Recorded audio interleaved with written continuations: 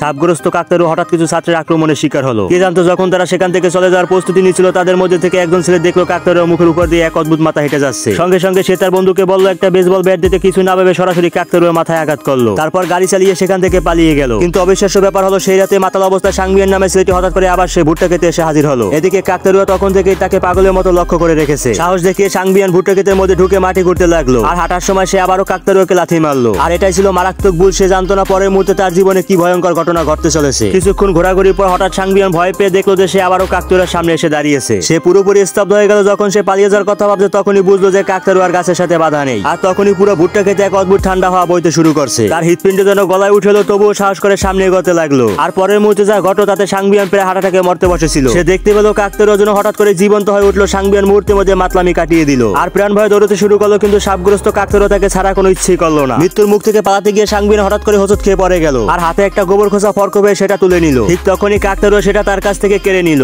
আর এক ঝটকায় তাকে আঘাত করলো। কিন্তু সাংবিয়ানের শরীর থেকে একটু রক্ত বেরোলো না, বরং ক্ষত থেকে শুকনো খড় বের হতে লাগলো। আতঙ্কে সে প্রাণপণে দৌড়ে ভুট্টা ক্ষেত থেকে বেরিয়ে এলো। কিন্তু সবকিছুই তখন দেরি হয়ে গেছে। তার মুখ থেকে দ্রুত খড় গজাতে শুরু করলো। মুখমন্ড চোখের সামনে বিকৃতি হতে লাগলো, বা হাতের চামড়া ছিঁড়ে খড় ভেদ করে বেরিয়ে এলো। সাংবিয়ান পুরোপুরি স্তব্ধ হয়ে গেল, আর কোনো আওয়াজ বের করতে পারলো না। চোখের পলকে পরের দিন সকাল হয়ে গেল। সূর্যের আলো ভুট্টা খেতে পলল, কারণ তাদের সামনে সেই সাংবিয়ান ছেলেটি দাঁড়িয়ে আছে, কিন্তু এখন আর সে মানুষ নয়।